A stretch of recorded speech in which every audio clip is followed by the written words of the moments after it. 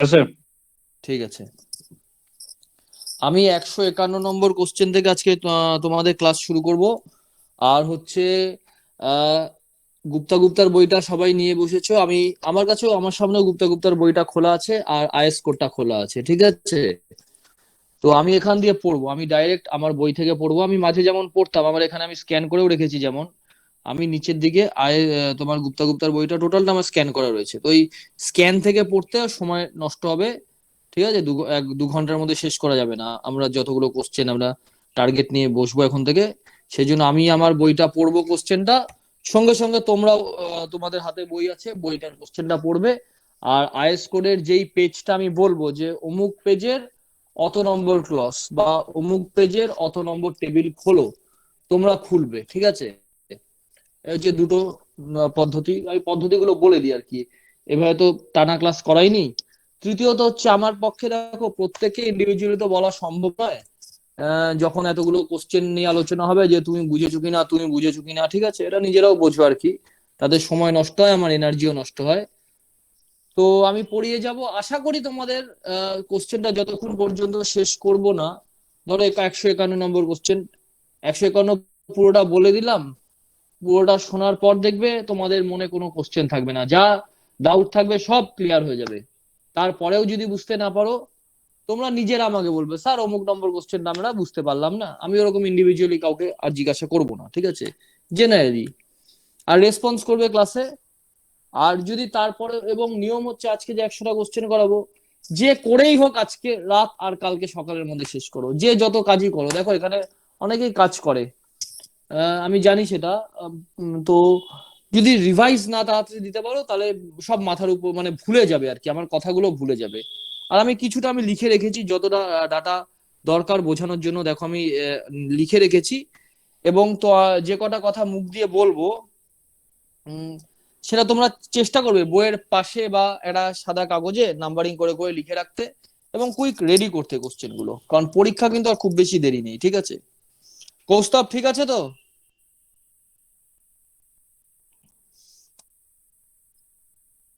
ঠিক আছে, তুমি দুটো ভাগ করে নিও, ঠিক আছে, হ্যাঁ। আচ্ছা চলো, আমরা 111টা বাজে, 7টা 5 বাজে, আমি শুরু করে দিই, হ্যাঁ। আহ দেখো, প্রথম কোশ্চেনটা কি বলেছে, 151 নম্বর কোশ্চেন, তোমরা তোমাদের বইয়ে কোশ্চেনটা পড়ে নাও, আমি আমার বইয়ে কোশ্চেনটা পড়ছি, ঠিক আছে। তো বলেছে যে লস, প্রিস্ট্রেসিং লস, বলছে পোস্ট টেনশন আর প্রি টেনশন এই দুটোর ক্ষেত্রে লস, কোনটার ক্ষেত্রে লস কত, ঠিক আছে। আমি আগের দিন দেখিয়েছিলাম তোমাদের ইলাস্টিক শর্টেনিং। ইলাস্টিক শর্টেনিং হচ্ছে মেজর লস, মেজর লস হচ্ছে ইলাস্টিক শর্টেনিং।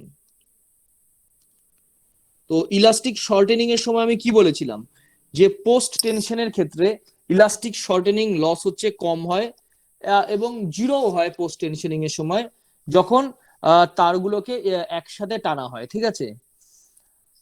তো পোস্ট টেনশনিং এর ক্ষেত্রে লস হচ্ছে 0, আর প্রি টেনশনিং এর ক্ষেত্রে একটা লস রয়েছে।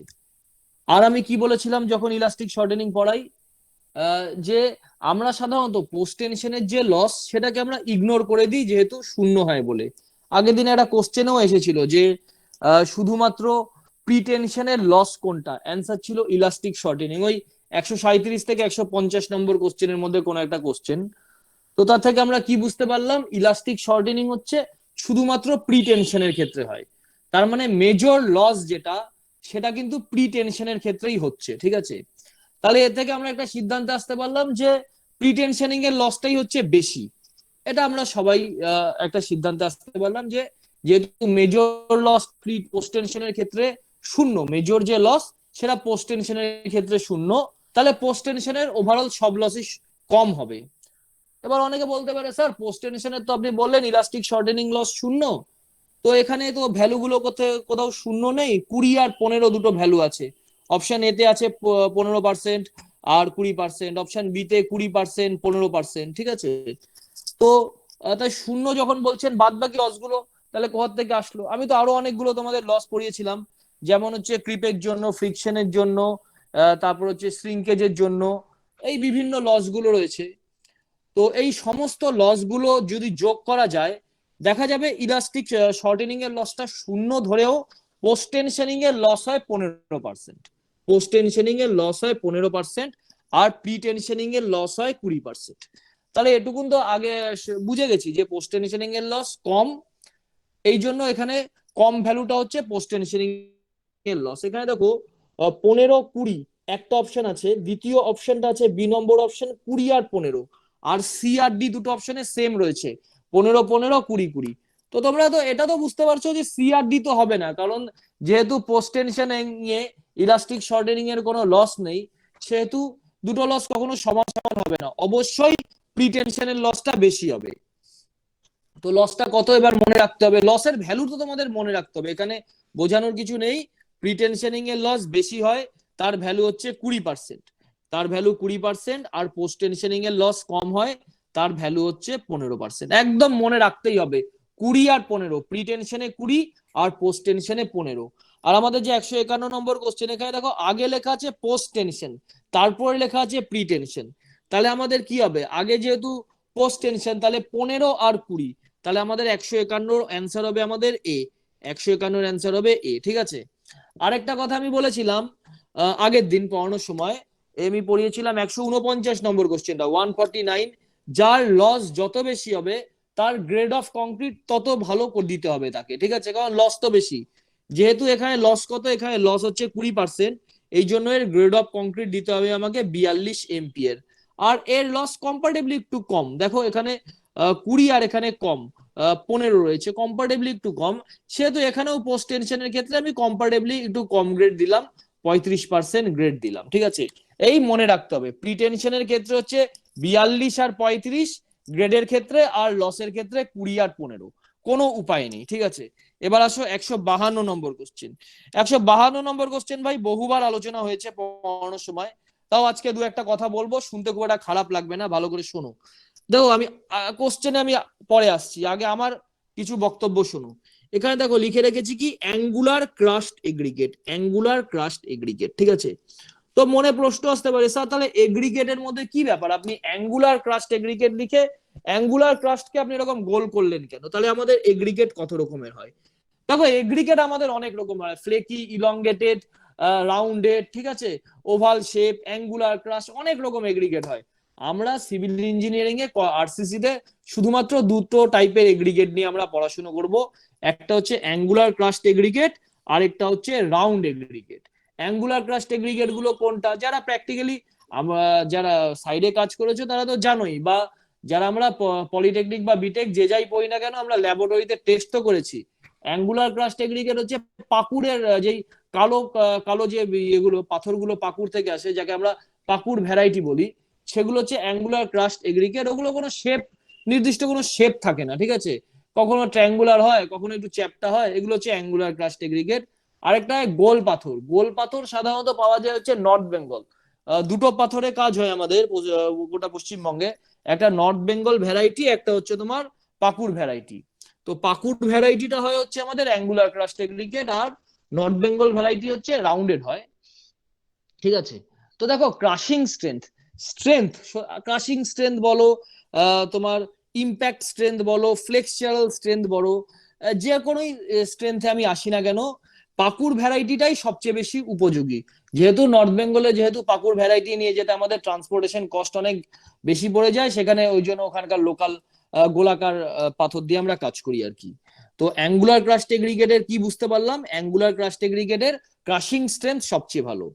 তো ক্রাশিং স্ট্রেংথ মানে কি, ক্রাশিং স্ট্রেংথ মানে ওই ক্রাশিং স্ট্রেংথ ওই 150 × 150 × 150 যে কিউবটা বানাই আমরা, সেই কিউবের মধ্যে যে ক্রাশিং টেস্টটা করি, ঠিক আছে, বা কিউব টেস্ট, সেটা সবচেয়ে ভালো। ঠিক আছে, আরো কিছু টেস্ট রয়েছে, এর হচ্ছে ফ্লেক্সচারাল টেনসাইল স্ট্রেংথ। ফ্লেক্সচারাল টেনসাইল স্ট্রেংথ কোনটা, এটা আমি দেখো প্রথম কোশ্চেন 1 নম্বর কোশ্চেন যখন পড়াই, তখন আমি দেখিয়েছিলাম যে ফ্লেক্সচারাল টেনসাইল স্ট্রেংথ, একটা কিউবের সাইজ নিয়েছিলাম 150 × 150 × 700, সেই কিউবকে ক্রাশ করার জন্য আমি 2 পয়েন্ট সিস্টেমের লোড তোমাদের দেখিয়েছিলাম, সেই টেস্টকে বলা হয় flexural tensile strength test of aggregate. তোমরা দেখে নেবে, ভিডিওতে রয়েছে 1 নম্বর কোশ্চেনের শর্টটা আরেকবার একটু দেখে নিও, আজকের ক্লাসের পর আরো ভালোভাবে ক্লিয়ার হয়ে যাবে যে ফ্লেক্সিয়াল টেনসাইল স্ট্রেংথ কাকে বলে। আরেকটা রয়েছে ফ্লেক্সিয়াল টেনসাইল স্ট্রেংথের আরেকটা নাম হচ্ছে মডুলাস অফ রাপচার, একই ব্যাপার, ফ্লেক্সিয়াল টেনসাইল স্ট্রেংথ বা মডুলাস অফ রাপচার, এই দুটোই কিন্তু আমাদের অ্যাঙ্গুলার ক্রাস্ট এগ্রিগেটের ক্ষেত্রে ভালো। আরেকটা দেখো লিখে রেখেছি ইম্প্যাক্ট স্ট্রেংথ। এবার বলো স্যার ইম্প্যাক্ট স্ট্রেংথ কি জিনিস? একটা কিউব দিলে কিউবকে কিচ্ছু না একটা হাতুড়ি দিয়ে মেরে দেয়, দাম করে একটা হাতুড়ি দিয়ে মারলে সে ফাটবে কি ফাটবে না, ঠিক আছে? ওই যেই হাতুড়ির যেই বাড়িতে সেটা ফেটে গেল সেটা হচ্ছে ইম্প্যাক্টে ফেল করলো। এবার বলতে পারো স্যার বাস্তবে ইম্প্যাক্ট কি রাস্তার মধ্যে পড়ে? আমি বললাম হ্যাঁ বাস্তবে ইম্প্যাক্ট রাস্তার মধ্যে পড়ে। অনেক সময় দেখবে ঘোড়ার গাড়ি যে চলে তার মধ্যে লোহার বেদি পড়ানো থাকে, ঠিক আছে? বা যেগুলো গরুর গাড়ি বুলক্ক কার যেগুলোকে বলে, বা সেগুলোর মধ্যে লোহার বেদি পড়ানো থাকে, সেগুলোর ক্ষেত্রে রাস্তার মধ্যে আমাদের ইম্প্যাক্ট স্ট্রেংথ পড়ে, ঠিক আছে? ইম্প্যাক্ট পড়ে। ইম্প্যাক্ট কিছুই না, হাতুড়ির বাড়িকে সোজা কথায় ইম্প্যাক্ট আমি এখানে বলে বোঝালাম তোমাদের। তাহলে কি হলো, আসল উদ্দেশ্য কি? একমাত্র এই কথাটা মনে রাখো যে দুটো ভ্যারাইটি, একটা নর্থ বেঙ্গল ভ্যারাইটি, একটা পাকুড় ভ্যারাইটি। পাকুড় ভ্যারাইটিকে বলা হয় অ্যাঙ্গুলার ক্রাস্ট এগ্রিগেট। এই অ্যাঙ্গুলার ক্রাস্ট এগ্রিগেটের মধ্যে আমরা ফ্লেক্সিয়াল টেস্ট বা মডুলাস অফ রাপচার, ফ্লেক্সিয়াল টেস্ট বা মডুলাস অফ রাপচার কোনটা? 150 × 150 × 700 কিউবে যে টেস্টটা করি, 1 নম্বর কোশ্চেন গুপ্তার বইয়ের অলরেডি আলোচনা করা হয়েছে। সেই টেস্টটা হচ্ছে আমার ফ্লেক্সিয়াল টেস্ট, ফ্লেক্সিয়াল স্ট্রেংথ টেস্ট।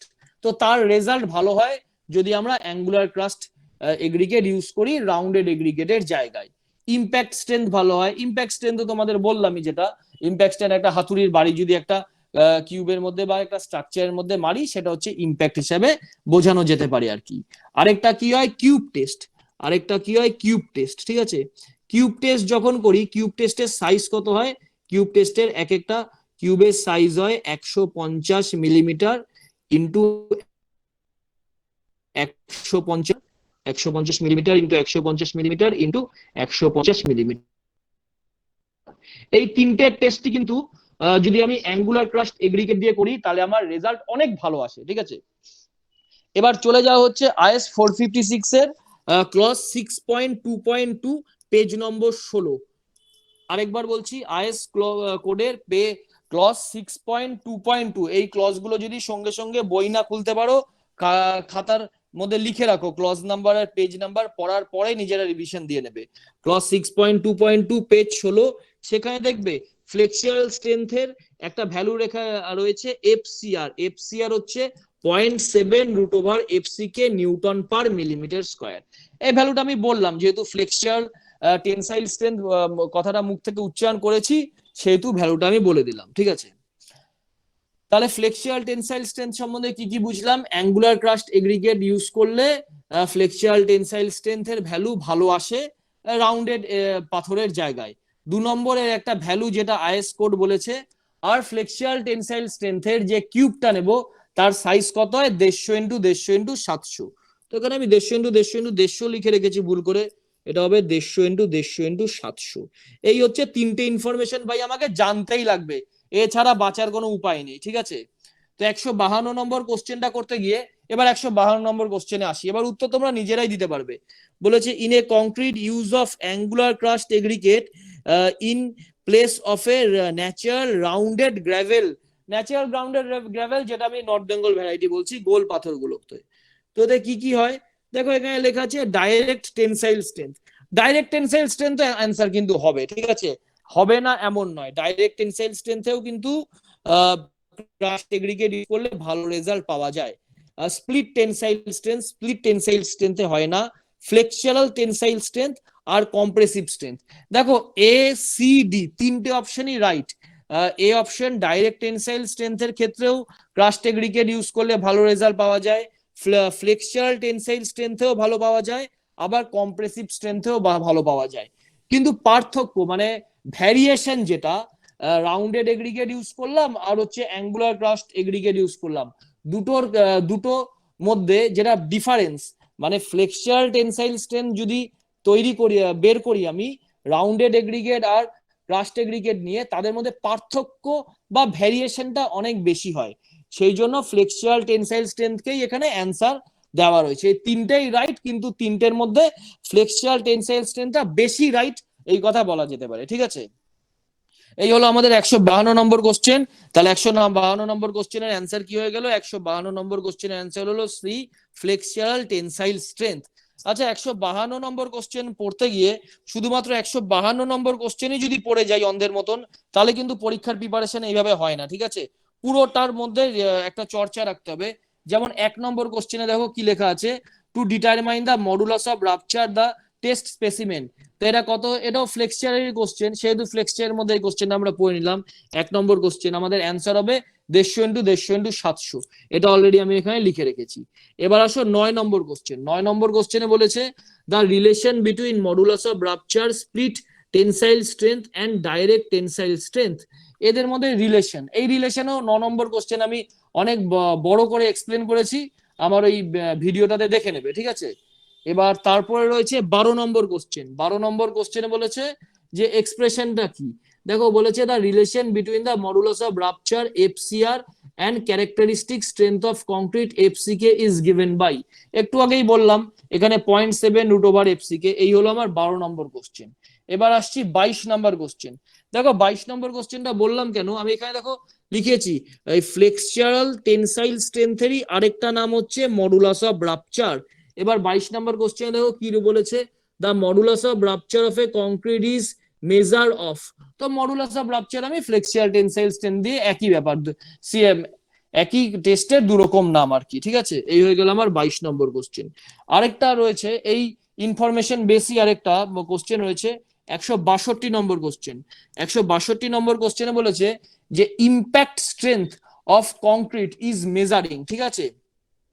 দেখো impact strength of concrete 162, impact strength of concrete increase by using,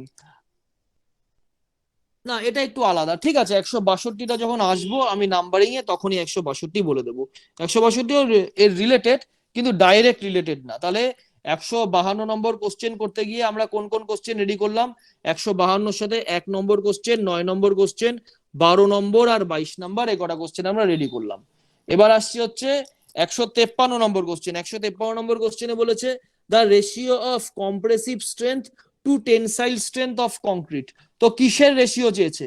ratio কিসের কিসের চেয়েছে 153 নম্বর কোশ্চেনে? 153 নম্বর কোশ্চেনে বলেছে the ratio of compressive strength, এটা হচ্ছে কম্প্রেসিভ স্ট্রেংথ, কম্প্রেসিভ স্ট্রেংথ, আর হচ্ছে টেনসাইল স্ট্রেংথ, আর হচ্ছে টেনসাইল স্ট্রেংথ, ঠিক আছে? এই দুটোর রেশিও কি হবে? বলেছে the ratio of compressive strength to tensile strength is of concrete, ঠিক আছে? দেখো অপশন এতে বলেছে ইনক্রিজ উইথ এজ। ব্যাপারটা কি বলতো, ব্যাপারটা হচ্ছে টেনসাইল স্ট্রেংথ কেন আসে, প্রশ্ন হচ্ছে টেনসাইল স্ট্রেংথ কেন আসে। আমাদের টেনসাইল স্ট্রেংথ আসলো, এটা এটা কিসের প্রপার্টি? টেনসাইল স্ট্রেংথ হচ্ছে, সবাই আমাকে বললো স্যার টেনসাইল স্ট্রেংথ হচ্ছে স্টিলের প্রপার্টি, স্টিলের প্রপার্টি।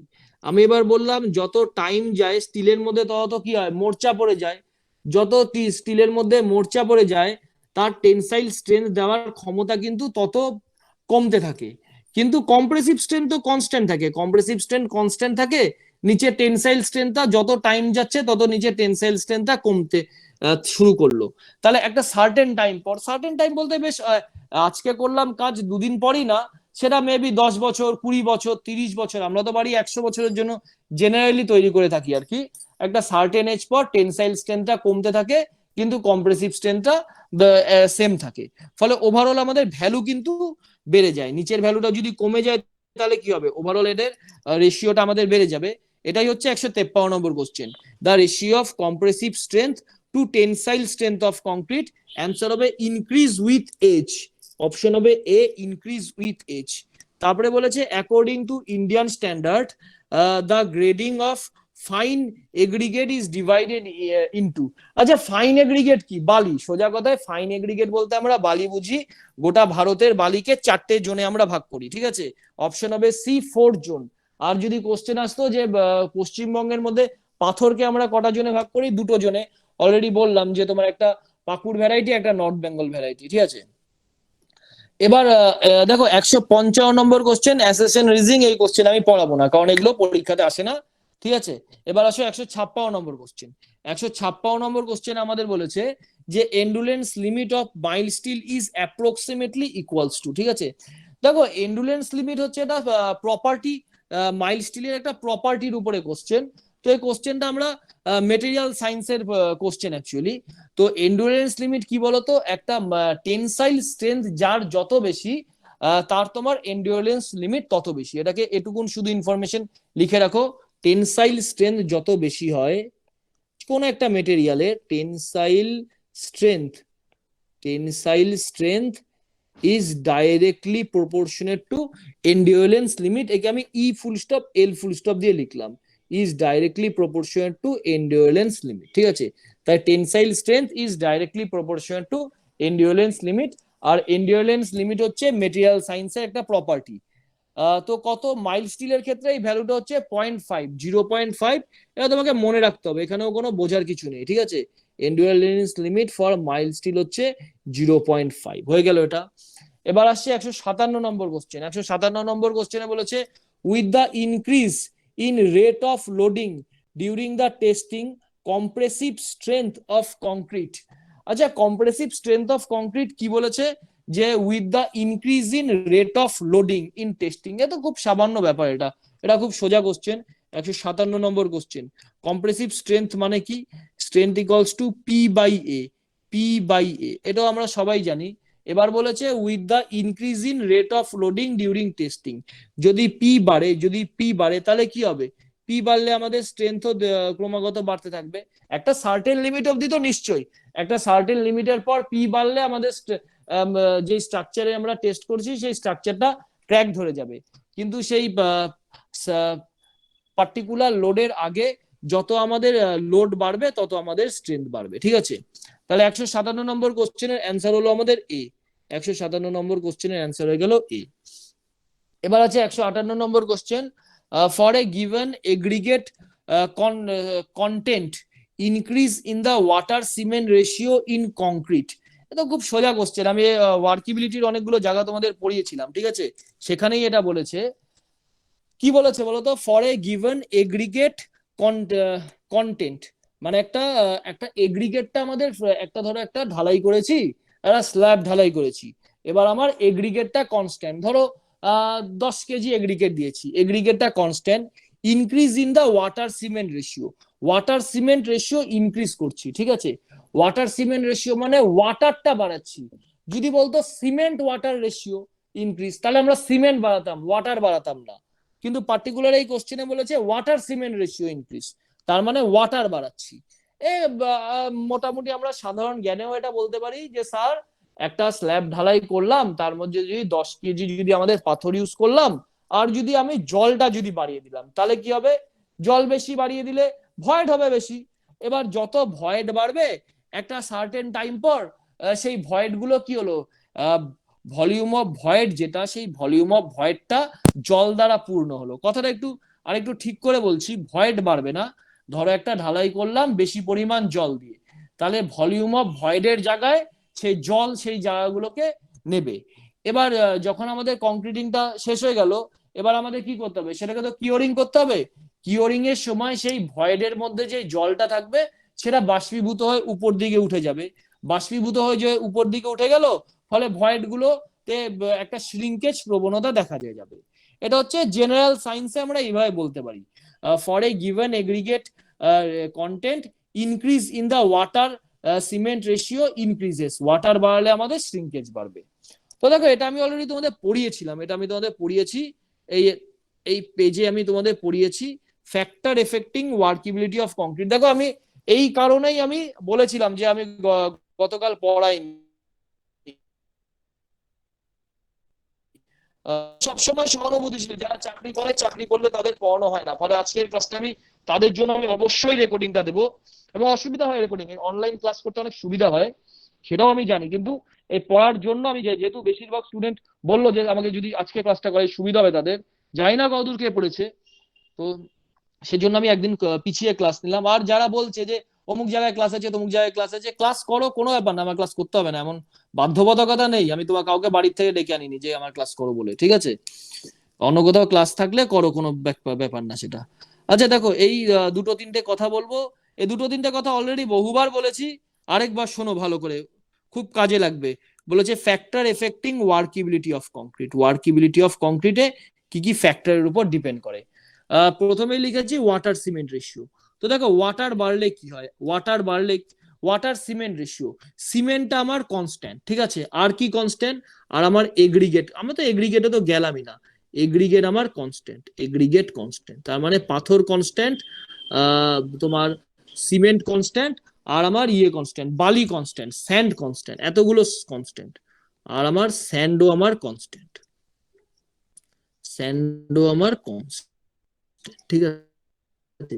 তাহলে আমি কি বাড়লাম, শুধুমাত্র ওয়াটারটা বাড়লাম, শুধুমাত্র ওয়াটার বাড়লাম, ঠিক আছে, লিখেছি নিচের লাইনে, if the water cement ratio is increase, তাহলে কি হবে, সিমেন্ট পেস্ট বাড়বে। এটা স্বাভাবিক কথা, তুমি একটা ধরো ময়দা মাখছো, ময়দার মধ্যে জল দিয়ে দিলে, তাহলে সে পেস্টটা তো বাড়বে, ভলিউম তো বাড়বে, জল দিলে ভলিউম বাড়বে, আবার একটু ময়দা দিলেও ভলিউম বাড়বে, যাই দিই না কেন ভলিউম বাড়বে। তো এখানে ওয়াটার দিলেও ভলিউম বাড়তো, আবার সিমেন্ট দিলেও ভলিউম বাড়তো, তো ওয়াটার দিয়েছি বলে ভলিউম বাড়লো, বোঝা গেল এটুকু, ঠিক আছে। ভলিউম বাড়লে কি হবে, লুব্রিকেশন ভালো হবে, হ্যাঁ লুব্রিকেশন, লুব্রিকেশন কি বলতো, মোবিল, মনে রাখো, মোবিলের কাজ কি, মোবিলের কাজ হচ্ছে আমাদের ইঞ্জিনের মধ্যে লুব্রিকেশন করা, ঠিক আছে। তো এই সিমেন্ট পেস্টও তাই, অ্যাকচুয়ালি তাইও, পাথর তারপর হচ্ছে বালি, তারপর হচ্ছে কাঠের পাটাতন যার উপর আমরা ঢালাই করি, এগুলোর মধ্যে একটা লুব্রিকেশনের কাজ করে, যত জল দেব তত লুব্রিকেশন বাড়বে, ঠিক আছে। ভালো কথা, এটুকুন বোঝা গেল। লুব্রিকেশন বাড়বে মানে কি, তাদের মধ্যে ফ্রিকশন কমবে, তার পরের পয়েন্ট, তাদের মধ্যে ফ্রিকশন কমবে, এটাও ভালো কথা বোঝা গেল। আচ্ছা, ফ্রিকশন কমবে মানে কি, ওয়ার্কিবিলিটি বাড়বে। আচ্ছা, আমি বলেছিলাম ওয়ার্কিবিলিটি ক্লাস যারা করেছো, কোন একটা কাজ, পার্টিকুলার কাজ যত সহজে আমি করতে পারি, যদি ফ্রিকশন কমে, পাথরের মধ্যে, পাথর আর বালির মধ্যে যদি ফ্রিকশন কমে যায়, তবে আমি ইজিলি সেটাকে প্লেসিং করতে পারবো, আমার পাটা টানতে সুবিধা হবে, কাজটা করতে সুবিধা হবে, এই জন্য ওয়ার্কিবিলিটি বাড়লো, ঠিক আছে, বুঝে গেলাম স্যার, ওয়ার্কিবিলিটি বাড়লো। আচ্ছা, ওয়ার্কিবিলিটি বাড়লো, কারণ কি, ওয়ার্কিবিলিটি বাড়ার পেছনে কারণ কি, এবার আমাকে বললো আবির স্যার, ওয়ার্কিবিলিটি বাড়ার পেছনে কারণ আর কিছুই না, আপনি সোজা কথায় ওয়াটার বাড়িয়েছেন, আপনি ওয়াটার বাড়িয়েছেন। বললাম ঠিক আছে, ভালো কথা, ওয়াটার বাড়িয়েছি বলে ওয়ার্কিবিলিটি বাড়লো। তো ওয়াটার বাড়লে কি হবে, ভয়েড বাড়বে, এটা তো বুঝে গেছি, একটু আগেই বললাম, ওয়াটার বাড়লে ভয়েড বাড়বে, ফলে শ্রিঙ্কেজ বাড়বে। তাহলে ভয়েড বাড়লো, যেখানে সিমেন্ট থাকা উচিত ছিল, বা বালি থাকা উচিত ছিল, বা পাথর থাকা উচিত ছিল, সেখানে জল থেকে গেল, ঠিক আছে। তো ভয়েড বাড়বে না, ভয়েডের মধ্যে জল প্রবেশ করবে। আচ্ছা, জল কি কোনো স্ট্রেংথ দেয়, জলের কি কোনো শক্তি আছে, জলের তো কোনো শক্তি নেই, তাহলে কি হবে, কম্প্রেসিভ স্ট্রেংথ কমে যাবে, ওয়ার্কিবিলিটি বাড়লো ঠিকই, কিন্তু আমার কম্প্রেসিভ স্ট্রেংথ আমার কমে গেল, ঠিক আছে, কম্প্রেসিভ স্ট্রেংথ কমে গেল, আমার শেয়ার স্ট্রেংথ কমে গেল, স্ট্রেংথ কমলো, ঠিক আছে, এখানে আবার পরে লিখেছি শেয়ার স্ট্রেংথ আমার কমে গেল, ঠিক আছে, এটা বোঝা গেল, ওয়ার্কিবিলিটি বেড়ে গেল, শেয়ার স্ট্রেংথ কমে গেল। আচ্ছা, পারমিয়েবিলিটি মানে কি, মাটির ভেতর দিয়ে জল চলাচলকে পারমিয়েবিলিটি বলে। যত আমি ওয়াটার বাড়িয়েছি বলে ওয়াটারের তোমার ফ্লো অফ ওয়াটার বেড়েছে, ফলে আমি বলতে পারি আমার পারমিয়েবিলিটিও বেড়ে গেছে, ঠিক আছে, এই কটা হচ্ছে আমার মূল। তো আশা করি এইটুকুন বোঝা গেছে, এটুকুন কি প্রত্যেকের কাছে ক্লিয়ার, অনেকগুলো কোশ্চেন আছে, 5-6টা কোশ্চেন আছে শুধু এই ফ্লো চার্টটা রিলেটেড, ফ্লো চার্টটা ভালো করে বুঝতে পেরেছো তো?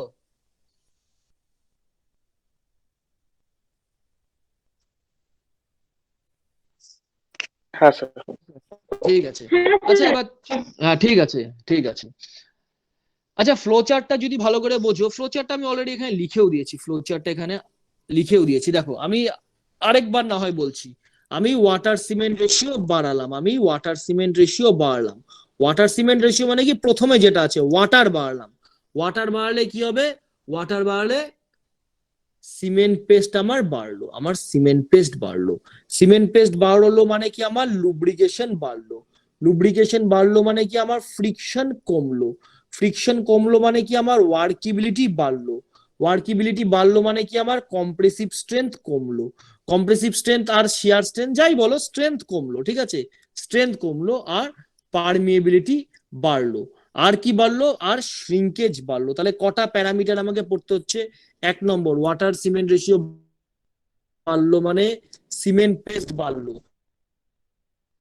3 নম্বর হচ্ছে লুব্রিকেশন বাড়লো, 4 নম্বর হচ্ছে ফ্রিকশন কমলো, 5 নম্বর ওয়ার্কিবিলিটি আমার বাড়লো, 6 নম্বর আমি স্ট্রেংথ দিচ্ছি, এই কম্প্রেসিভ স্ট্রেংথ আর শিয়ার স্ট্রেংথকে তোমরা স্ট্রেংথ বলেও গণ্য করতে পারো, 6 নম্বর।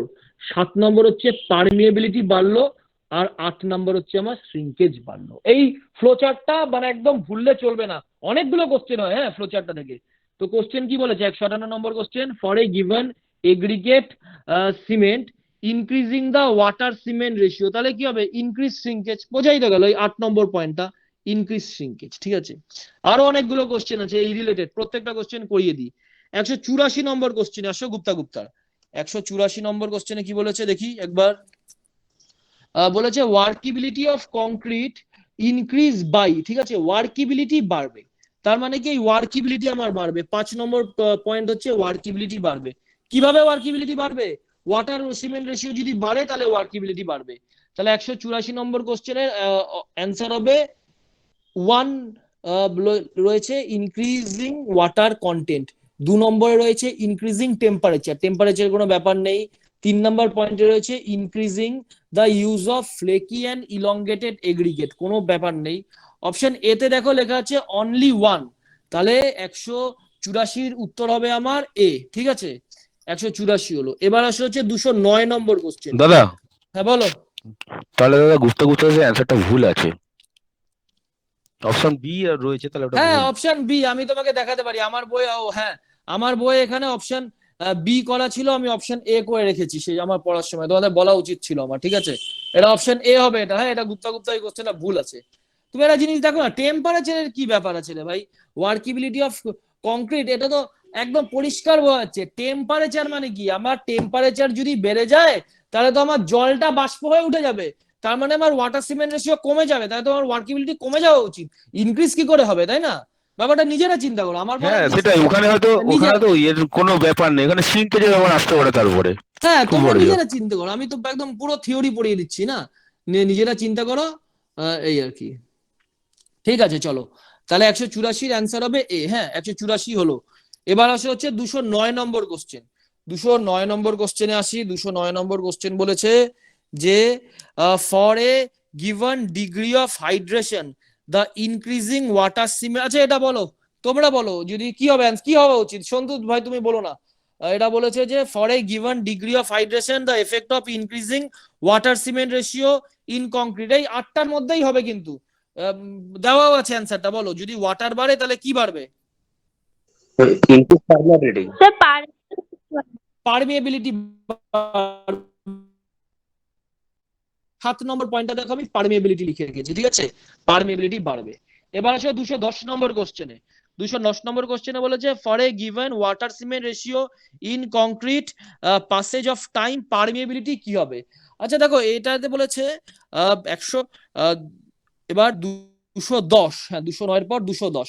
আচ্ছা একটা টাইম পর, ধরো আজকে ঢালাইটা করলাম, তো 5 দিন পর দেখো পারমিয়েবিলিটি মানে কি, পারমিয়েবিলিটি মানে জলের মুভমেন্ট, ঠিক আছে, আজ থেকে 5 দিন পর কি হবে, কিছুটা জল হাইড্রেশন হয়ে বেরিয়ে গেছে, কিছুটা জল সিমেন্টকে জমতে সাহায্য করেছে, তাহলে অল ওভার জলের পরিমাণ কমে গেছে, এটুকুন তো বুঝলাম। আরে ভাই জলের পরিমাণ যদি কমে যায় তাহলে তো পারমিয়েবিলিটিও কমে যাবে, এটা খুব সোজা ব্যাপার। তো 210-এ বলেছে for a given water cement ratio in concrete with passage of time the permeability, time চলে গেলে পারমিয়েবিলিটি আমার কমে যায়, ঠিক আছে, এটা বুঝলাম। 210 নম্বর কোশ্চেন বুঝলাম। এবার 211 নম্বর কোশ্চেন। 211 নম্বর কোশ্চেন বলেছে as compare to moist cured concrete the permeability of stream cured concrete, আচ্ছা এটা একটু একটু আলাদা রকম, ঠিক আছে, এই দুটো গল্প একটু শোনো। ময়েস্ট কিওর কংক্রিট কি বলতো, ছাদ ঢালাই করে আমরা প্রত্যেকেই ওই ইয়ে বেঁধে দিই, পুকুর বাঁধি ছাদের মধ্যে, ওই আল করে দিয়ে এর মধ্যে জল ফেলে দিই তার কিওরিং করার জন্য, এটা হচ্ছে আমাদের ময়েস্ট কিওরিং, ঠিক আছে, বুঝতে পারলাম ময়েস্ট কিউরিং। আর তোমার স্ট্রিম কিউরিং হচ্ছে গরম জল দেওয়া হয়, গরম জল দেওয়া হয় সাধারণত ঠান্ডার দেশগুলোতে গরম জল দেওয়া হয়। তো গরম জল দেওয়ার একটা কারণ আছে, কারণ হচ্ছে ওখানে তাড়াতাড়ি কিউরিং করাতে হয়, যদি তাড়াতাড়ি কিউরিং না করাতে পারি তাহলে ওখানে তোমার ইয়ে হবে, তাড়াতাড়ি যদি কিউরিং না হয় তাহলে জমে যাবে, ঠিক আছে, মানে কিউরিং আমার তাড়াতাড়ি করাতে হবে শীতের দেশে, তা না হলে আমার স্ট্রাকচারে ক্র্যাক ধরে যায়, জমতে অসুবিধা হয়, তো সেকে স্ট্রিম কিউরিং বলা হয়। স্টিম কিউরিং এর মধ্যে হার্ডেনিং প্রপার্টিটা, মানে গরম জল দিয়ে তো বুঝলাম, মোদ্দা কথা হচ্ছে গরম জল যদি ছিটাই কোনো একটা স্ট্রাকচারের মধ্যে ঠান্ডা জল না দিয়ে, তাহলে আমার সিমেন্ট তাড়াতাড়ি জমে যায়, এটা বুঝে গেলাম, গরম জল দিলে সিমেন্ট তাড়াতাড়ি জমে যায়। তাহলে পারমিয়েবিলিটি কি হবে, তার সাথে পারমিয়েবিলিটির কি সম্পর্ক, সিমেন্ট তাড়াতাড়ি জমে যায় মানে সেই সিমেন্টটা তৈরি করতে যেই জল আমি ইউজ করেছি সেই জলের মুভমেন্ট তাড়াতাড়ি হবে বা সেই জলের ইউজ তাড়াতাড়ি হবে। সিমেন্ট তাড়াতাড়ি জমে যায় মানে কি, সিমেন্ট তৈরি করতে যে জল ব্যবহার করা হয়েছে সেই জলের সাহায্যে সিমেন্ট তাড়াতাড়ি জমে যায়। সিমেন্ট তো নিজে তাড়াতাড়ি জমতে পারে না, সিমেন্ট তৈরি করতে যে জল ব্যবহার করেছি সেই জলের সাহায্যে সিমেন্ট তাড়াতাড়ি জমে গেল, তার মানে আমার পারমিয়েবিলিটি বাড়লো। এই হচ্ছে 211 নম্বর কোশ্চেনের কনসেপ্ট। ঠিক আছে, এই 3টে কোশ্চেন হলো। আরো 2টো কোশ্চেন আছে 182 আর 190। বোঝা গেছে 210 নম্বর কোশ্চেন, 11 নম্বর কোশ্চেনটা প্রত্যেকের উদ্দেশ্যে বলছি ভাই। 182 নম্বর কোশ্চেনটাও এই টপিকের। আচ্ছা 182 নম্বর কোশ্চেনে আসি, কি বলেছে?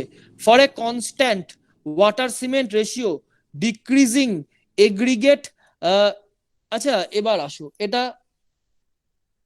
182 তো 182 জায়গাতেই মনে হয় পড়াবো আমি, এটার জন্য একটা আলাদা নোট করে রেখেছি, দাঁড়া একবার দেখে নিচ্ছি।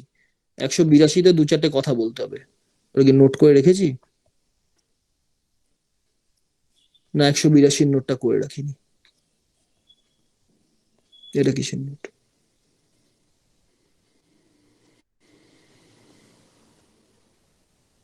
না এই তো একই পাতায় ছিল। ঠিক আছে পেয়ে গেছি 182। ঠিক আছে, 182তে কি বলেছে দেখো, এটা আমার দ্বিতীয় পয়েন্ট। এটা হচ্ছে ফ্যাক্টর এফেক্টিং ওয়ার্কিবিলিটি অফ কংক্রিটের।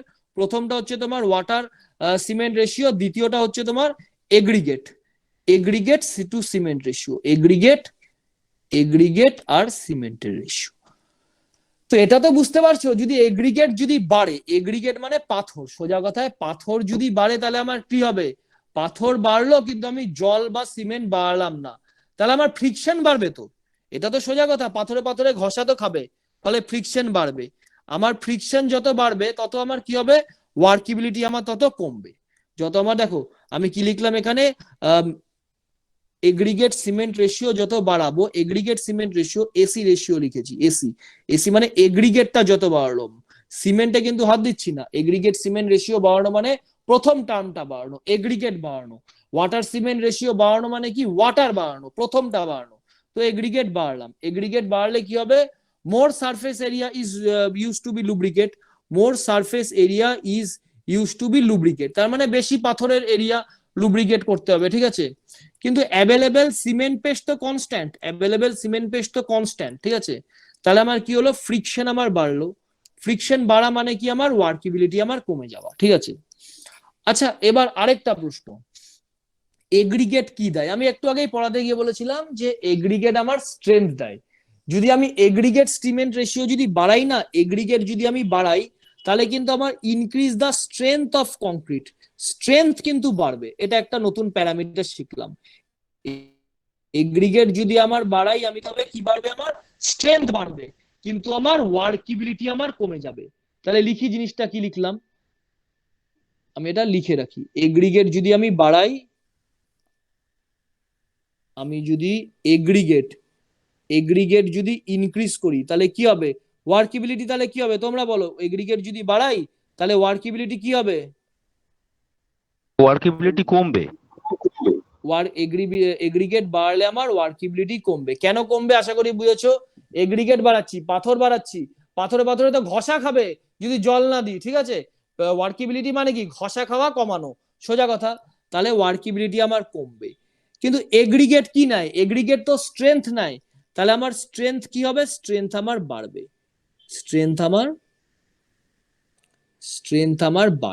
স্ট্রেংথ বাড়বে। ওয়ার্কিবিলিটি কমলেও স্ট্রেংথ বাড়বে। এবার কোশ্চেন আসো, কোশ্চেনে বলেছে 182 নম্বর কোশ্চেনে, for a constant water cement ratio decrease in the aggregate cement ratio. ও এখানে এগ্রিগেট হচ্ছে বাড়ায়নি, এগ্রিগেট সিমেন্ট রেশিও এখানে ডিক্রিজ করেছে, তাহলে ওয়ার্কিবিলিটি কি হবে বলো? এটা যদি ইনক্রিজ হবে এটা দাদা। যদি হয় তাহলে ওয়ার্কিবিলিটি হবে আমার ইনক্রিজ, তাহলে 192 নম্বর কোশ্চেনে বলেছে, for a constant water cement ratio decrease in the aggregate cement ratio causes, তাহলে আমার অ্যান্সার হবে ইনক্রিজিং দা ওয়ার্কিবিলিটি। কোশ্চেনটা তো আলটিমেট ঘুরিয়ে দিয়েছে, মানে কোশ্চেনটা সেই ঘুরিয়ে, জলটা আমি আলটিমেট কিন্তু বেড়েইছে। হ্যাঁ জলটা আলটিমেট বেড়েইছে, জাস্ট এগ্রিগেটটাকে কমিয়ে আমি দিয়েছে। যেভাবে বললাম এভাবে মনে রাখো, ঠিক আছে, তাহলে দেখবে মনে রাখতে সুবিধা হবে। এবার বলেছে হচ্ছে, এটা গেল 182 নম্বর কোশ্চেন। এবার হচ্ছে 190 নম্বর কোশ্চেন। 190 নম্বর কোশ্চেনে দেখি কি বলেছে। 190 নম্বরে কোশ্চেনে বলেছে যে for the satisfactory workable concrete with a constant water cement ratio, water cement রেশিওটা কনস্ট্যান্ট, ভালো কথা। Increase in the aggregate cement ratio, aggregate বাড়লো, তাহলে আমি কি বললাম এতক্ষণ, কি চেঁচালাম? যদি আমি এগ্রিগেট বাড়াই তাহলে আমার কি হবে, স্ট্রেংথ কি হবে, ইনক্রিজ হবে, বেড়ে যাবে। স্ট্রেংথ বেড়ে যাবে। স্ট্রেংথ বেড়ে যাবে। তাহলে অপশন সি তে দেখো কি লেখা আছে, increase in the strength of concrete. Clear হলো এটা কোশ্চেন? হ্যাঁ দাদা। দেখো এরকম যদি মিলিয়ে পড়ো, আমি যে স্টাইলে পড়াচ্ছি এক্স্যাক্টলি এভাবে যদি পড়ো, কোশ্চেন গুলো মনে থাকবে, বুঝতে পারলে? নাইলে মনে রাখা তো কঠিন, কত কোশ্চেন মনে রাখবে, মুখস্থ করে পিএসসি দিন চলে গেছে। তা আমি কত নম্বর কোশ্চেনে ছিলাম? 158 ছিলাম, ঠিক আছে, 158, 159, 159 পড়া বললাম, অ্যাসেশন রিজিং, তারপরে ট্রু ফলস, এগুলো আমি পড়াবো না, ঠিক আছে। এবার আসছে 160 নম্বর কোশ্চেন, বলেছে bond strength between steel and concrete is affected, bond stress between steel reinforcement and concrete is affected by, এ তো খুব সোজা ব্যাপার। বন্ড স্ট্রেংথ মানে কি, একটা ধরো বন্ড স্ট্রেংথ, একটা ছোট একটা ছবি একটা এঁকে দেখাই বন্ড স্ট্রেংথের। বন্ড স্ট্রেংথ কি জিনিস বলো তো? এই একটা আমার কংক্রিট রয়েছে, এগুলো পড়িয়েছিলাম, এগুলো ভিডিওগুলো একটু দেখে নিও যদি ভুলে টুলে গিয়ে থাকো। বন্ড স্ট্রেংথ হচ্ছে এই একটা কংক্রিটের মধ্যে আমি একটা লোহার একটা বার আমি প্রবেশ করলাম, এই লোহার বারের মধ্যে এরকম গ্রিপিং থাকে আজকাল, এই লোহার একটা বার আমাকে প্রবেশ করলাম। এবার আমার এই লোহার বারের মধ্যে যদি এদিক দিয়ে টান পড়ে, টান তো পড়বেই, এদিক দিয়ে যদি টেনশন পড়ে, এই লোহার বারটা যাতে বাইরের দিকে বেরিয়ে না চলে আসে, ঠিক আছে। সেই জন্য এদের এই সার্কামফারেন্সিয়াল ডাইরেকশনে একটা স্ট্রেংথ আমাদের জেনারেট হয়, এই পরিধি বরাবর একটা স্ট্রেংথ জেনারেট হয়, যাকে বন্ড স্ট্রেংথ বলা হয়, ঠিক আছে। তাহলে the bond strength between the steel reinforcement is and concrete is affected by, নিশ্চয়ই স্টিলের প্রপার্টির উপর ডিপেন্ড করে, ঠিক আছে, স্টিলের প্রপার্টির উপর তো ডিপেন্ড করছেই। যদি আমি মাইল্ড স্টিল ইউজ করি, মাইল্ড স্টিলে কি হয়, মাইল্ড স্টিল তো এরকম প্লেন হয়, মাইল্ড স্টিলের বন্ড স্ট্রেংথ যা হবে, আমি যদি FE 415 বা FE 500, FE 500D এগুলো ইউজ করি, এর মধ্যে দেখবে এরকম গ্রিপিং করা থাকে, এর তো বন্ড স্ট্রেংথ বেশি হবেই, এর তো এরিয়া বেড়ে যাচ্ছে, তাহলে স্টিলের প্রপার্টির উপর ডিপেন্ড করে, বোঝা গেল। 2 নম্বর বলেছে কংক্রিটের প্রপার্টির উপর, হ্যাঁ নিশ্চয়ই M15 বন্ড স্ট্রেস যা হবে আর M40, 50, 60 তো বন্ড স্ট্রেস অনেক ভালো হবেই, এ তো নিশ্চয়ই। 3 নম্বর কি বলেছে, শ্রিঙ্কেজ অফ কংক্রিট। দেখো বন্ড স্ট্রেংথ এখানে ধরো 10 মিটার লেন্থের মধ্যে বন্ড হয়েছে, 10 মিটার লেন্থের মধ্যে বন্ড হয়েছে, ঠিক আছে। এবার আমার এই কংক্রিটটা শ্রিঙ্ক করে গেল, শ্রিঙ্ক করে ফাইনাল এটা হলো এর ডাইমেনশন, ধরো এটা হলো তো এটা ছোট হয়ে গেল, কিছুটা কিছুটা ছোট হয়ে এতটা হলো, তাহলে এখানে কতটুকুন হচ্ছে, এতটুকুন জায়গায় তাহলে ধরো 8 মিটার হচ্ছে, তাহলে শ্রিঙ্কেজ যদি হয় তাহলে বন্ড স্ট্রেংথের পরিধিটা কমে গেল না, এই স্টিল আর কংক্রিটের মধ্যে যেই যোগ সাধন বা এদের মধ্যে যেই বন্ডিং রয়েছে সেই লেন্থটা কমে যাচ্ছে না, আগে ছিল 10 মিটার, আর যদি শ্রিঙ্কেজ হয়ে যায় তাহলে সেটা 8 মিটার, তাহলে শ্রিঙ্কেজ অফ কংক্রিটের উপর এটা ডিপেন্ড করছে। কোশ্চেন নাম্বার 160 বলেছে the bond strength between steel reinforcement and concrete is affected by, তাহলে অ্যান্সার কি কি হবে, স্টিলের প্রপার্টি, কংক্রিটের প্রপার্টি এন্ড শ্রিঙ্কেজ অফ কংক্রিট, তিনটেই হবে ভাই, ঠিক আছে। এই গেল 160 নম্বর কোশ্চেন। এবার আসো 161 নম্বর কোশ্চেন। হ্যাঁ বলো। স্যার এটা আরেকবার বলুন তো কোশ্চেন, বুঝতে পারলাম না। তোমার কাছে বই আছে, আগে বলো। হ্যাঁ স্যার বই আছে। কোশ্চেনটা কি বলেছে বলো তো, ভালো লাগলো, না বুঝলে বলবে, বলে দেবো, কোনো ব্যাপার না। কি বলেছে কোশ্চেনটা, কি বলেছে বলো। The bond strength between steel reinforcement and concrete is affected by, দেখো বন্ড স্ট্রেংথ কার মধ্যে হচ্ছে, স্টিলের মধ্যে আর কংক্রিটের মধ্যে হচ্ছে, ঠিক আছে। তো এটা কিসের কিসের প্রপার্টির উপর ডিপেন্ড করে, আরে স্টিল আর কংক্রিট দুটো জিনিসের মধ্যে বন্ড স্ট্রেংথ হয়, তাহলে একদম এটুকুন তো বোঝা যাচ্ছে যে স্টিলের প্রপার্টি আর কংক্রিটের প্রপার্টির উপর ডিপেন্ড করবে, সোজা ব্যাপার। এবার যদি বলো স্যার স্টিলের প্রপার্টির উপর কি করে ডিপেন্ড করবে, একটু বললেন না একটু বাড়িয়ে ভালো করে। আমি দেখো এটা একটা মাইল্ড স্টিল ইউজ করলাম আর এটা একটা টর্চ স্টিল ইউজ করলাম। টর্চ স্টিলে কি থাকে দেখেছো নিশ্চয়ই, আধুনিক সব টর্চ স্টিলেই দেখবে এরকম গ্রিপিং করা থাকে, এরকম সাইডে গ্রিপিং করা থাকে, ঠিক আছে, এরকম গ্রিপিং করা থাকে। তার মানে এই একটা প্লেন রড আর একটা গ্রিপিং করা রড, ঠিক আছে, আমি ইউজ করলাম হচ্ছে এই প্লেন রড আর গ্রিপিং করা রড, এই আমার দুটো রড রয়েছে। এবার তুমি নিজে একটা জিনিস চিন্তা করো তো, এই একটা কংক্রিট রয়েছে আমার, এই একটা কংক্রিটের ভেতর আমি একটা রড ঢোকাচ্ছি, এই একটা কংক্রিটের ভেতর একটা রড ঢোকাচ্ছি, ঠিক আছে। এই রডটা যদি প্লেন হয় তাহলে এই রডটা যদি আমার প্লেন রড হয়, একে টানলে এর বেরিয়ে আসার প্রবণতা আর এর মধ্যে যদি গ্রিপিং করা থাকে তাহলে এরকে টানলে এর গ্রিপিং করার প্রবণতা দুটো তো চেঞ্জ হবে। গ্রিপিং করা থাকলে নিশ্চয়ই টানলে বেরিয়ে আসার প্রবণতা কমে যাবে, ফলে স্টিলের প্রপার্টির উপর তো ডিপেন্ড করছে, এটুকুন বোঝা গেল। আরেকটা কি, আরেকটা হচ্ছে কংক্রিটের প্রপার্টি। M15 ক্ষেত্রে যা বন্ড স্ট্রেংথ হবে, তোমার ইয়ের ক্ষেত্রে যদি আমি এবার 40 ইউজ করি তাহলে তার ক্ষেত্রে তো বন্ড স্ট্রেস তো চেঞ্জ হয়ে যায়। এটাও আমার বোঝা গেল যে প্রপার্টি অফ কংক্রিট যত আমি হাই ধরবো তত আমার বন্ড স্ট্রেসের ভ্যালু আমার বৃদ্ধি পাবে। ঠিক আছে, আরেকটা দেখো বন্ড স্ট্রেংথ, এখানে দেখো স্টিল আর কংক্রিট এই যে বন্ড হয়েছে, ল্যাপিং হয়েছে, ল্যাপিং ধরো 10 মিটার লেন্থ ল্যাপিং হয়েছে। এবার আমার কোনো কারণে হলো কি, কংক্রিটিংটা শ্রিঙ্ক করে গেল, কংক্রিটটা শ্রিঙ্ক করে ছোট হয়ে গেল, কংক্রিটটা একটু আমার ছোট হয়ে গেল। কংক্রিটটা কতটা হলো, কংক্রিটটাই 8 মিটার পর্যন্ত হলো, কংক্রিটটা ছোট হয়ে 8 মিটার হলো। ঠিক আছে, তাহলে এদের মধ্যে যে গ্রিপিং যে লেন্থটা, এই গ্রিপিং লেন্থটাও কমে গেল। এই যে গ্রিপিং লেন্থ আগে ছিল 10 মিটার, আর এখন ধরো কংক্রিটের লেন্থ কত কমলো আমার সেটা ক্ষেত্রে বদার নয়, আমাদের এই এদের মধ্যে যে গ্রিপিং লেন্থ, এই গ্রিপিং লেন্থটা কমে হয়ে গেল ধরো 6 মিটার। তাহলে আগে ছিল গ্রিপিং লেন্থ 10 মিটার, এখন গ্রিপিং লেন্থ হয়ে গেল 6 মিটার। তো এক্ষেত্রে কি বন্ড স্ট্রেস কমবে না বন্ড স্ট্রেস বাড়বে, তোমার কি মনে হয়? বাড়বে স্যার। কি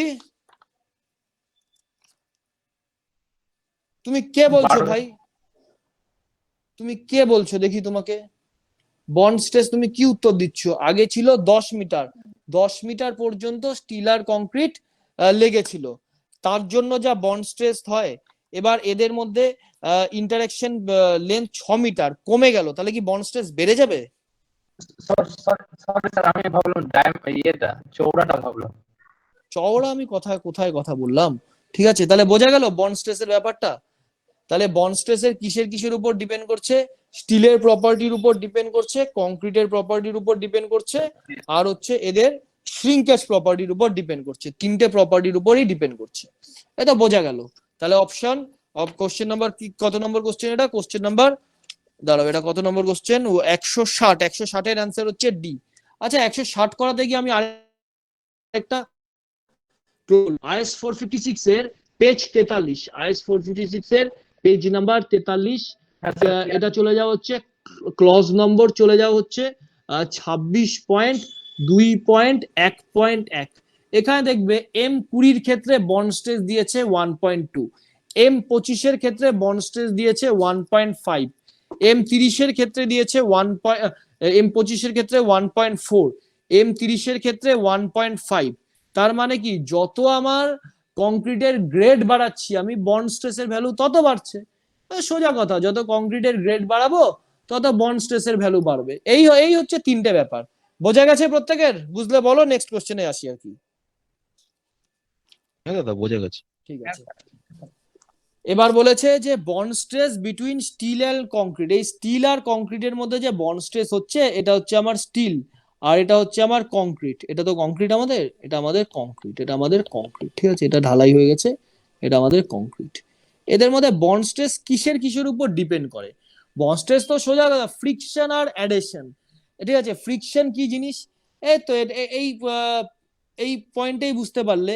এটা হচ্ছে আমার প্লেন বার, এটা এই বারটা হচ্ছে আমার প্লেন বার, আর এটা হচ্ছে আমার এইচওয়াইএসডি বার। প্লেন বারে দেখো কত এরিয়া কম, আর এইচওয়াইএসডি বারে এরকম গ্রিপ করা রয়েছে, ফলে এরিয়া বেশি। যত এরিয়া বাড়বে, স্টিলের যত এরিয়া বাড়বে, তত তো স্টিল আর কংক্রিটের মধ্যে ফ্রিকশন বাড়বে, এটা তো ঠিক আছে। এবার ফ্রিকশন যত বাড়বে তত বন্ড স্ট্রেস বাড়বে, এটা আমি একটা কনক্লুশনে আসলাম, আমার যত ফ্রিকশন বাড়ছে তত আমার বন্ড স্ট্রেস বাড়ছে। আর অ্যাডেশন মানে আঠালো ভাব।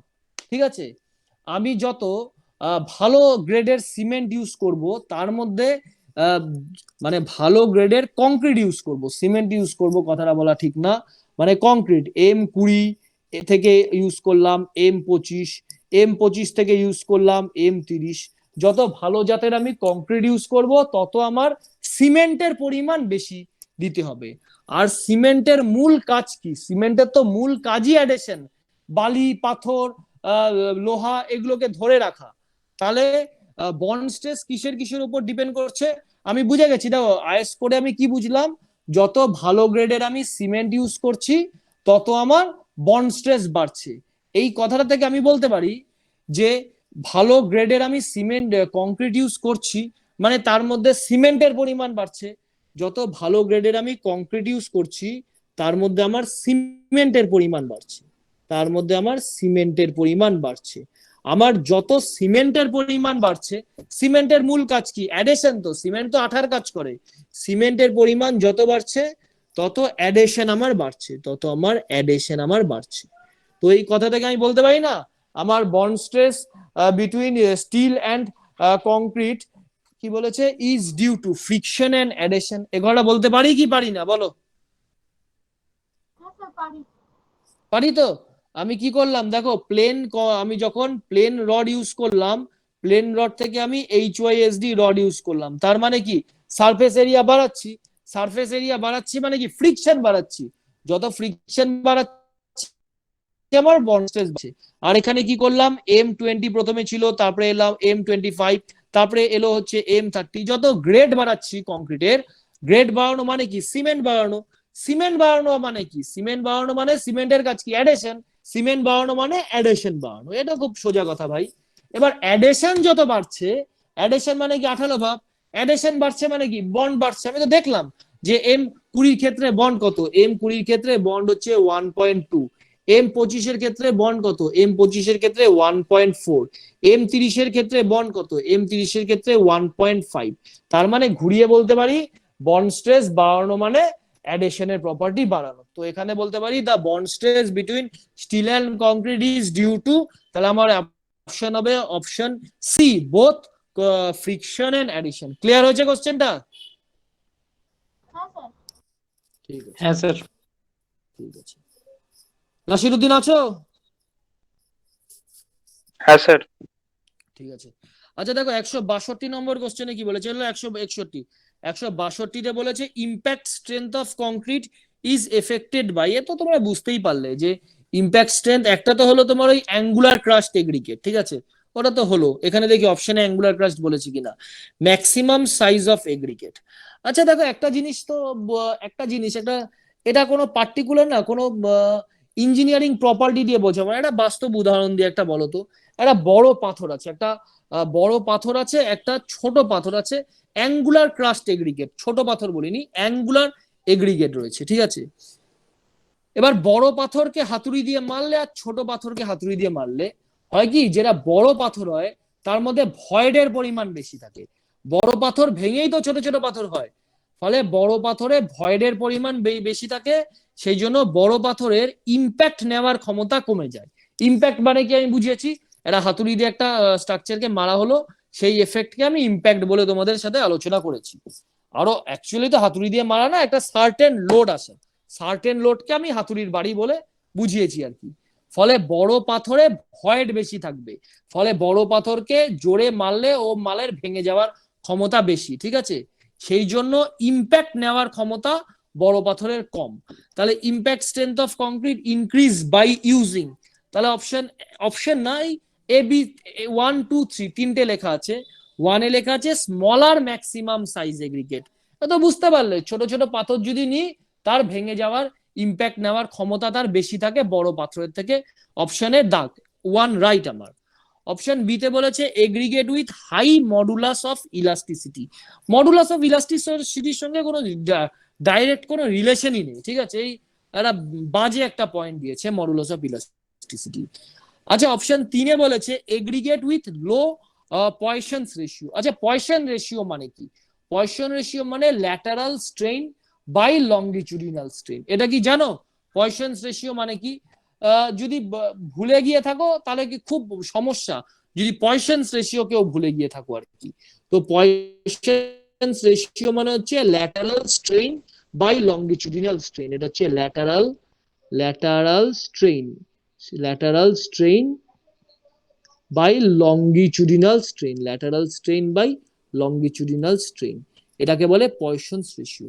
আচ্ছা আমাকে একটা বলো তো, একটা স্ট্রাকচার আছে তার মধ্যে লোড পড়লো, তার মধ্যে কি ল্যাটারাল স্ট্রেইন মানে কি? ল্যাটারাল আরেকটু ভেঙে বলি, ল্যাটারাল স্ট্রেইন বা লংগিচুডিনাল স্ট্রেইন মানে, এটা ধরো আমার একটা বড় করে ছবিটা আঁকি, এই একটা আমার একটা কিছু একটা স্ট্রাকচার একটা রয়েছে ল্যাটারাল, আর এটা হচ্ছে তোমার, ভালো করে কিউবটা আঁকলাম, এই এই ধরনের স্ট্রাকচারটা এরকম দেখতে আমার, ঠিক আছে।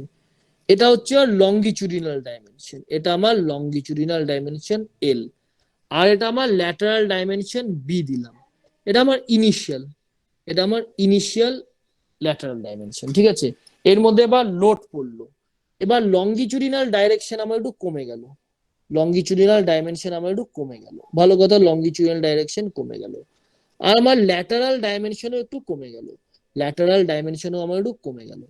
লঙ্গিচুডিনাল ডাইমেনশন কমে গিয়ে হলো এল প্রাইম, আর ল্যাটারাল ডাইমেনশন আমার কমে গিয়ে হলো বি প্রাইম, এ দুটো কমে গেল, কমে গেল, ঠিক আছে। এবার আমাকে বলো যে এই যে কমে গেল ভলিউমের যে চেঞ্জ হলো বা লেন্থ আর ব্রেথের চেঞ্জ হলো, এটা কি কোনো স্ট্রাকচারের ক্ষেত্রে কাম্য না কাম্য না? তোমাদের কি মনে হয় এই ল্যাটারাল কাম্য স্ট্রেন আর নয় দাদা। লঙ্গিচুডিনাল না, ডাইমেনশনের এটা মধ্যে হওয়া উচিত চেঞ্জ নয়। হওয়া উচিত কি উচিত নয়? না, উচিত নয়। নিশ্চয়ই উচিত নয়। তাহলে পয়সনস রেশিও মানে কি? ল্যাটারাল পয়সনস রেশিও কি বললাম? ল্যাটারাল স্ট্রেইন আর লঙ্গিচুডিনাল স্ট্রেইনের অনুপাত হচ্ছে পয়সনস রেশিও। তাহলে পয়সনস রেশিও বেশি হওয়া ভালো না পয়সনস রেশিও কম হওয়া ভালো, বলো তো এবার। এটা বেশি হওয়া ভালো।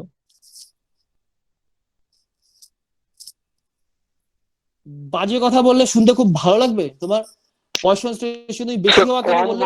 তুমি বললে যে চেঞ্জ হওয়াটা বাজে, তুমি বললে এই লেন্থ এল ছিল আর ডাইমেনশন চেঞ্জ হয়ে গেল এল প্রাইম, এই এল মাইনাস এল প্রাইম এটা কম হওয়া ভালো, তুমি নিজে বললে। আবার এখন তুমি বলছো তাহলে পয়সনস রেশিও বেশি হওয়া ভালো। পয়সনস রেশিও মানে কি? Lateral strain by longitudinal strain মানে কি? ল্যাটারাল স্ট্রেন মানে কি? Capital B minus small b prime আর capital L by small l prime, এ দুটোর রেশিও। তাহলে এই ভলিউম, এই চেঞ্জটা কি বেশি হওয়া ভালো না কম হওয়া ভালো? এবার বলো। এটা হচ্ছে Poisson's ratio, Poisson's ratio lateral strain by longitudinal strain. এবার বলো এটা কি বেশি হওয়া ভালো না কম হওয়া ভালো? কি মনে হচ্ছে?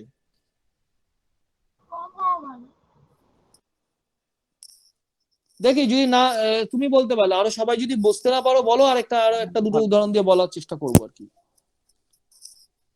বোঝা গেছে? হ্যাঁ স্যার, কম হওয়া ভালো। হ্যাঁ স্যার, কম হওয়া কম ভালো। হওয়া তার ভালো তো। আরে পয়সনস বেশি, রেশিও। হ্যাঁ স্যার। এই সন্তুর ভাই তুমি বুঝতে পেরেছো ব্যাপারটা কি ক্লিয়ার বলেছো? হলো না ব্যাপারটা আমার। বুঝতে পেরেছি আমি, ক্লিয়ার। আচ্ছা দেখো, একটা ধরো এল ফেল হাঁটাচ্ছি, দেখো আরেকবারে বুঝিয়ে দিই, অনেকেরই তাহলে হয়তো অসুবিধা হয়েছে, মানে ডাইমেনশন দিয়ে বুঝাই আর কি। প্রথমে ছিল এটা 10 মিটার, 10 মিটার, আর এটা ছিল হচ্ছে তোমার ধরো সে 4 মিটার, এটা হলো 8 মিটার হলো, আর এটা 2 মিটার হলো, ঠিক আছে। তাহলে পয়সনস রেশিও, তুই পয়সনস রেশিও ভুলে গেছো, সমস্যা এখানেই। পয়সনস রেশিও মানে কি? পয়সনস রেশিও মানে lateral strain, lateral strain by longitudinal strain, longitudinal strain. আচ্ছা ল্যাটারাল স্ট্রেইন মানে কি? ল্যাটারাল স্ট্রেইন মানে কি? আচ্ছা স্ট্রেইন মানে কি আগে বলো তো? স্ট্রেইন মানে স্ট্রেন কাকে বলে? স্ট্রেন মানে কি? আচ্ছা, change of dimension by original dimension. Change of dimension by original dimension. তাহলে এখানে ল্যাটারাল কত চেঞ্জ হলো? 4 ছিল 2 হলো, 4 ছিল 2 হলো, তাহলে চেঞ্জ কত হলো? 2/4। আর এখানে কত হলো? চেঞ্জ ইন হচ্ছে এটা 10 ছিল 8 হলো, তাহলে চেঞ্জ কত হলো এখানে? এখানেও চেঞ্জ হলো হচ্ছে 2, তাহলে এখানে 2/8, 2/8, ঠিক আছে। তাহলে চেঞ্জ কত হচ্ছে? ওপরের ডাইমেনশন হচ্ছে 2 চেঞ্জ হচ্ছে, নিচের ডাইমেনশন হচ্ছে 2 চেঞ্জ। এখানে কাকতালীয় দুটোই ম্যাচ করে গেছে, আমি একটু চেঞ্জ করে দিচ্ছি। ধরো এটা ধরো 5 করে, একটু ডাইমেনশন আমি চেঞ্জ করে দিচ্ছি। এখানে ধরো 3 আর 4, আর এখানে হচ্ছে 2 আর 8। তার মানে বুঝতে পারছি যে এর একটা ধরো একটা স্ট্রাকচার আছে, তাকে ধরো আমি ফোর্স দিলাম, ফোর্স দিয়ে সেই স্ট্রাকচারটা ভেঙে গেল, ভেঙে গেলেই তো এই ভ্যালুটা বাড়বে, এই 3 বলো আর এই 2 বলো, এটা বাড়বে, ঠিক আছে। এটাকেই তো বলা হয় Poisson's ratio, lateral strain by longitudinal strain, ঠিক আছে। কখনোই পয়সনস রেশিও বেশি হওয়া কাম্য নয়। একটা বিম রয়েছে, বিমের মধ্যে লোড পড়লো, তার কি ল্যাটারালি তার লেন্থ চেঞ্জ হয়ে যাওয়া উচিত না উচিত না? নিশ্চয়ই উচিত না তার ল্যাটারালি লেন্থ চেঞ্জ হয়ে যাওয়া। ফলে একটা পার্টিকুলার স্ট্রাকচারের পয়সনস রেশিও যত কম হবে মানে তার লেন্থ ব্রেথ যত চেঞ্জিংটা যত কম হবে সেটা তত ভালো। ঠিক আছে, বোঝা গেছে? হ্যাঁ দাদা বুঝলাম এবার। এই প্রত্যেকের ক্ষেত্রে বলছি, বোঝা গেছে তো?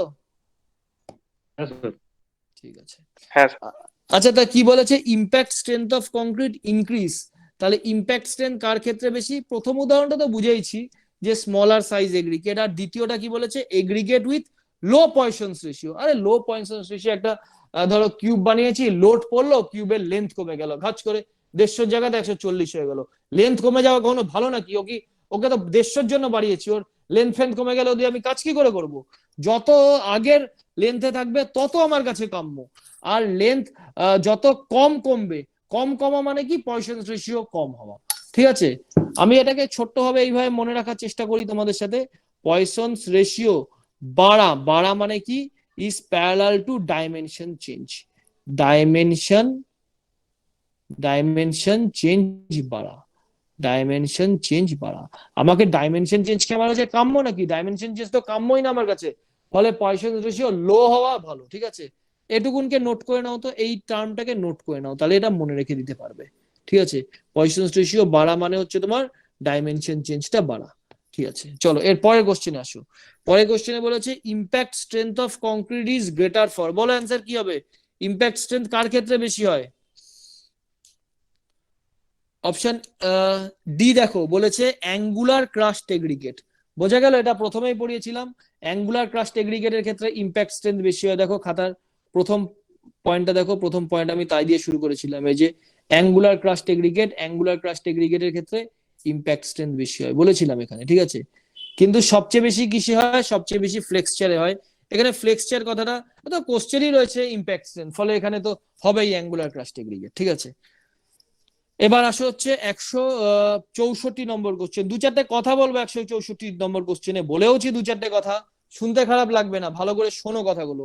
ঠিক আছে, আমি অলরেডি গল্পটা করেছিলাম। 332টা গাধা, 332 ASS ASS, একদম ভুলে গেলে চলবে না। বহু কোশ্চেনের একই উত্তর, 332টা গাধা। 3A মানে কি? Try calcium aluminate. 3S মানে কি? Try calcium silicate. 2S মানে কি? Di calcium silicate. Tri calcium aluminate, tri calcium silicate আর ডাই ক্যালসিয়াম সিলিকেট। ভালো কথা, এটুকুন তো বুঝলাম স্যার নাম। আচ্ছা, ট্রাই ক্যালসিয়াম অ্যালুমিনেটের কাজ কি? Initial setting. ইনিশিয়াল সেটিং মানে কি? সিমেন্টের মধ্যে জল দিলাম। ঠিক আছে, সিমেন্টে তো অনেকগুলো বগি কম্পাউন্ড থাকে, 4টে মূল থাকে, tri calcium aluminate, tri calcium silicate, di calcium silicate আর টেট্রা ক্যালসিয়াম অ্যালুমিনোফেরাইট। তো টেট্রা ক্যালসিয়াম অ্যালুমিনোফেরাইটটা না খুব কম পরিমাণে থাকে, ওর কোনো কাজকর্ম খুব একটা নেই, ও পুড়ে জাতের, ফলে ওকে নিয়ে আমি অত আলোচনা করবো না। আমাকে এই তিনটে নিয়েই পড়তে হবে, একটা ট্রাই ক্যালসিয়াম অ্যালুমিনেট, একটা tri calcium aluminate, tri calcium silicate আর ডাই ক্যালসিয়াম সিলিকেট। তো ইনিশিয়াল সেটিং মানে জল দিলাম বগি কম্পাউন্ডের মধ্যে, ট্রাই ক্যালসিয়াম অ্যালুমিনেট প্রথমেই জলের সঙ্গে বিক্রিয়া করলো, এই হচ্ছে ওর কাজ, আর কোনো কাজ নেই। ঠিক আছে, ফটাফট জলের সাথে বিক্রিয়া করে, জলের সাথে বিক্রিয়া করছে। ঠিক আছে, এই জন্য লিখেছি ইনিশিয়াল সেটিং। কিন্তু স্ট্রেংথ দেওয়া কিন্তু ওর কাজ না, হার্ডও হয় না, জমেও যে শক্ত হবে স্ট্রেংথ দেবে। মানে স্ট্রেংথ কাকে বলে? একটা কিউবের M20 বানিয়েছি, তার কম্প্রেসিভ স্ট্রেংথ টেস্ট করে পেলাম 20, এটা হচ্ছে স্ট্রেংথ। ওই স্ট্রেংথ দেওয়া কাজ না ট্রাই ক্যালসিয়াম অ্যালুমিনেটের। স্ট্রেংথ দেওয়া মূল কাজ, কার কাজ? ইনিশিয়াল স্ট্রেংথ দেওয়া বা ইনিশিয়াল হার্ডেনিং, এটা হচ্ছে ট্রাই ক্যালসিয়াম সিলিকেটের কাজ।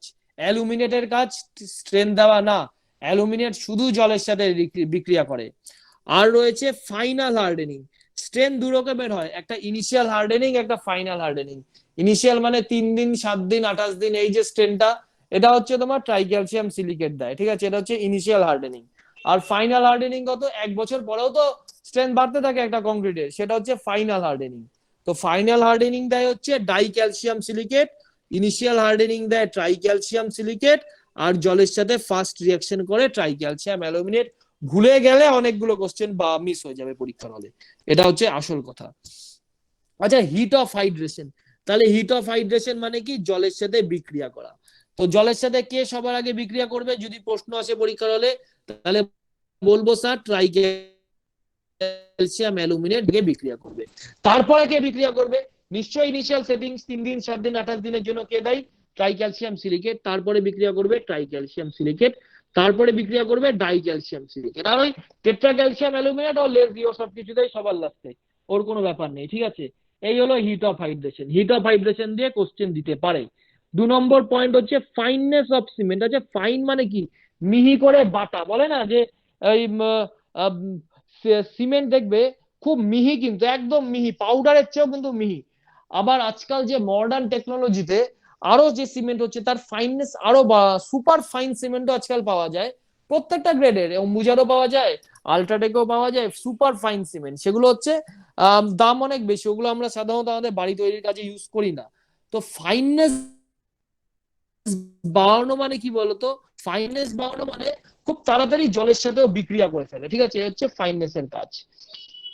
এই দুটো জিনিস তো জানলাম। আর এবার এইটুকুন জানলাম, তাহলে কি কি জানলাম, 335টা 332টা গাধার নামটা জানলাম, initial setting, initial hardening, final hardening, এটা জানলাম, দুটো জিনিস জানলাম। 3 নাম্বার জানলাম হিট অফ হাইড্রেশনের গল্পটা জানলাম, আর ফাইননেস অফ সিমেন্ট এই গল্পটা জানলাম। এই 4টে জায়গা আমি জানলাম। এবার কোশ্চেনে আসি, দেখো এবার কোশ্চেনে কি বলেছে, if the contribution of tricalcium silicate, এরকম আমি অলরেডি লিখে রেখেছি, if the contribution of tricalcium silicate, একে ডিনোট করা হয়েছে ডাব্লিউ দিয়ে। তারপরে লিখেছে যে ডাই ক্যালসিয়াম সিলিকেট, একে ডিনোট করা হয়েছে এক্স দিয়ে। তারপরে লেখা আছে টেট্রা ক্যালসিয়াম অ্যালুমিনেট, একে ডিনোট করা হয়েছে ওয়াই দিয়ে। আর টেট্রা ক্যালসিয়াম অ্যালুমিনোফেরাইট, আমি বলেছি এই সবচেয়ে লাস্টে হবে, একে নিয়ে আমাদের মাথা ব্যথা না, এই সবসময় সবার লাস্টে। তো try calcium silicate, di calcium silicate আর টেট্রা ক্যালসিয়াম অ্যালুমিনেট। স্ট্রেংথ সবার আগে কে দেয়, স্ট্রেংথ সবার আগে কে দেয়?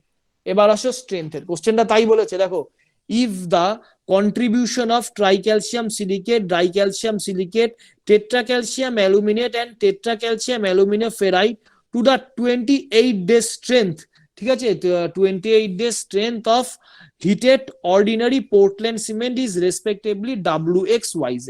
আমি দেখো তাই লিখে রেখেছি এখানে W, তারপরটাতে X, তারপরটাতে Y, তারপরটাতে Z। তো 7 দিনের মধ্যে স্ট্রেংথ কে দেয় বাবু? এখানে স্ট্রেংথের কথা বলা হয়েছে, জলের সাথে রিঅ্যাকশন ফিয়াকশন না। তো বললো স্যার আপনি তো বলেছেন একবার ট্রাইক্যালসিয়াম সিলিকেট কে ডাব্লু, তাহলে আমার সবার আগে কি হবে, ডাব্লু লিখে ফেললাম। তারপরে কি স্ট্রেংথ কে দেয়, অ্যালুমিনেট তো স্ট্রেংথ দেয় না, তারপর তাহলে স্ট্রেংথ হচ্ছে dicalcium silicate is greater than X, is greater than Y, আর সবার পেছনে হয়ে থাকবে জেড। এটা তো বলেইছি, এই সিকোয়েন্সটা জানা গেল, ঠিক আছে। তাহলে আমার কি বলেছে, অপশন কোনটা হবে, WXYZ, অপশন হবে আমার এ। বোঝা গেছে কোশ্চেন না? খুব ইম্পর্টেন্ট কোশ্চেন, ঘুরিয়ে ফিরে বহুবার দেয়। আরো 2-4টে লিঙ্ক কোশ্চেন আছে, সেগুলো বলে দিচ্ছি। এবার আসে হচ্ছে 169 নম্বর কোশ্চেন, 169 নম্বর কোশ্চেন। 169 নম্বর কোশ্চেনে বলেছে the heat of hydration of cement can be reduced by. আচ্ছা, হিট অফ হাইড্রেশন মানে কি? হিট অফ হাইড্রেশন মানে জলের সাথে বিক্রিয়া, একদম বোঝাই স্যার। হিট অফ হাইড্রেশন মানে কি, reaction with water. Hit of hydration মানে কি, রিঅ্যাকশন